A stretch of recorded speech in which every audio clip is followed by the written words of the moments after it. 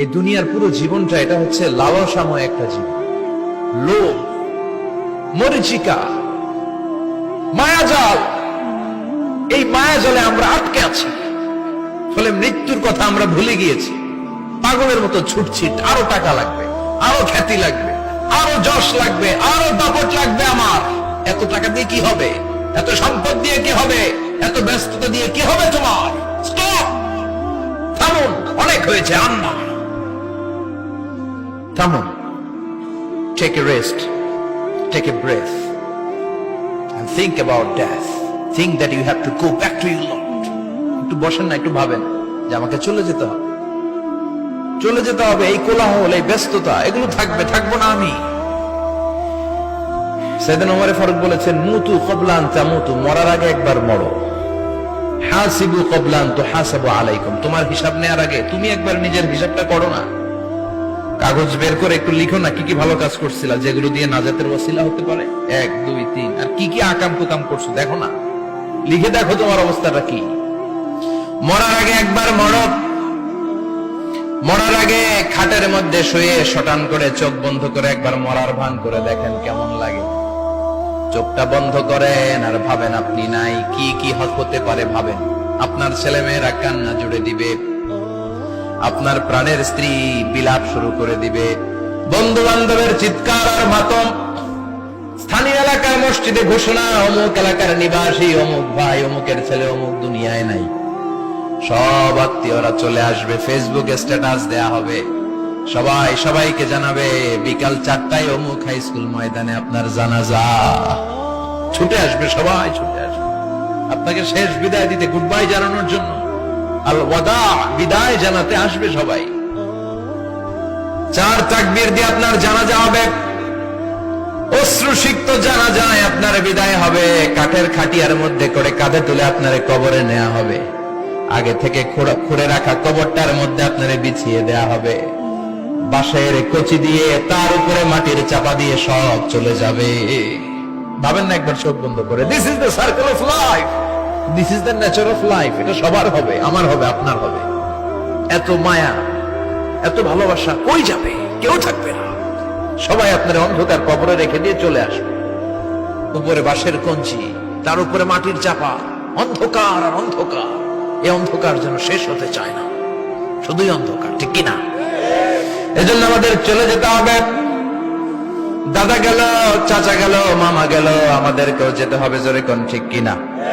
একদিন মাটির ভেতরে হবে ঘরে মন আমার, কেন বন্ধ দালান ঘর, প্রাণ পাখি উড়ে যাবে পিঞ্জর ছেড়ে।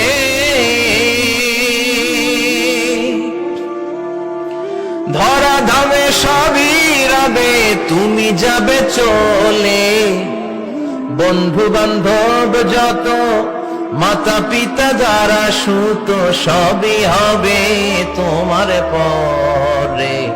মন আমার কেন বন্ধ দালান ঘর, একদিন মাটির ভেতরে হবে ঘরে মন আমার, কেন বন্ধ দালান ঘর, ঠিক কিনা?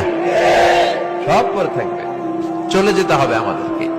এজন্য আখিরাতের কথা যেন আমাদের স্মরণ হয়। বিষ্ণুই বলতেন, নাহাইতু আন জিয়ারাতিল কুবুর, আমি তোমাদেরকে কবর জিয়ারত করতে আগে নিষেধ করতাম, কিন্তু এখন নিষেধাজ্ঞা প্রত্যাহার করে নিলাম। এখন সব সময় তোমরা কবরের সামনে যাবা আর জিয়ারত করবা। কবরস্থানে জানতো বড়ুয়া কৃষ্ণপুরের এই গ্রামের কবরস্থান আছে কোন দিকে? পূর্ব দিকে আছে, গোখরার জলের ওদিকে। যান আপনারা, একটু যাবেন, একটু গেলে আখিরাতের কথাটা স্মরণ হবে। ওখানে ছোট শিশুরা শুয়ে আছে, কিশোর যুবকরা আছে, আপনার মতো তাগড়া যুবক মুরব্বীরা আছে। এরা এই এলাকায় থাকতো, এরা আকাশ থেকে নেমে আসে না, এই এলাকার সন্তান আজ নাই। একটা সার্টেন পিরিয়ড শেষে আপনিও থাকবেন না। This is the nature of life, this is the circle of life.